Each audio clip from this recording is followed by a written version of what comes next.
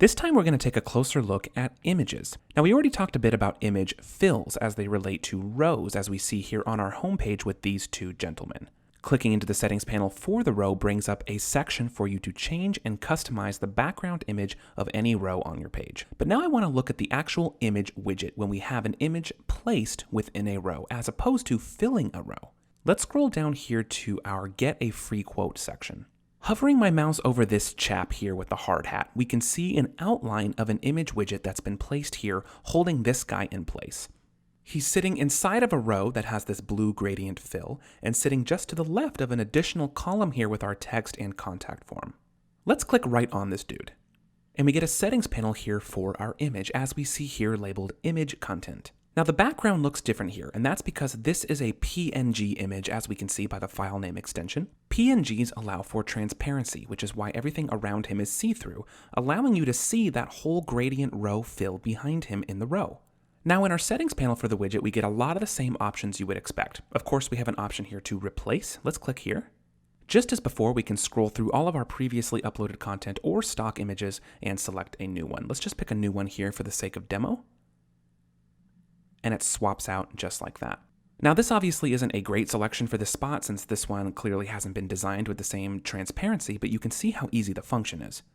You also may notice how the size of the widget has changed. Remember, this is an image that's placed in the row. It's not filling anything. So the image widget will size itself to match the image so that the full image is displayed at all times. Now, if you need to crop the image or make other design changes, we can do that very easily here as well. For right now, I'm going to hit my undo button so we can work with our original image. There we go. Into the panel again, and now let's click here to edit.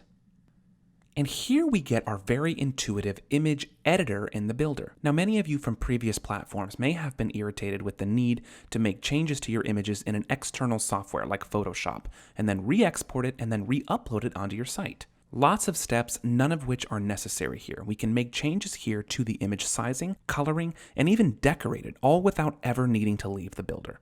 Let's click here to transform. Here we can crop our image very easily. We can use these corner grabbers here, and let's crop this up to his arms a bit closer. We also have a selection here of preset sizes and orientations, so if you needed to match a certain aspect ratio or perhaps a Facebook post or cover photo, you can do that very easily right here. Let's say that we needed this image to be square. Just click square. And the cropping adjusts immediately, allowing you to then shift it to display exactly where you want it. When you're done, click back with this arrow, and we can see our new cropping taking effect just like that. Feel free to then make any other changes that you want as well. You can click into filters and give this a particular look. You can go into adjust and change anything with the brightness, contrast, highlights, and so on. Let's say we just wanted to drop the exposure a bit. Let's click into it, and we'll drop it down a little. There we go. And again, when you're done, just click back. You can add text, stickers, blurring, frames, all kinds of stuff. And when you're completely done, click Save and Close here on the top. Give it a second to process, and your revised image will now display exactly where you left off. Now, of course, our new image here now isn't as tall as it was, so we can easily shift it down in the column if we want to. There we go. Into the settings panel one more time, let's click into the design section. We've got even more options in here, starting with the layout. It can have sharp corners, rounded corners, or completely round like we see down here with these testimonial images. You can adjust the sizing settings, add borders, and even a hover effect. Let's select opacity.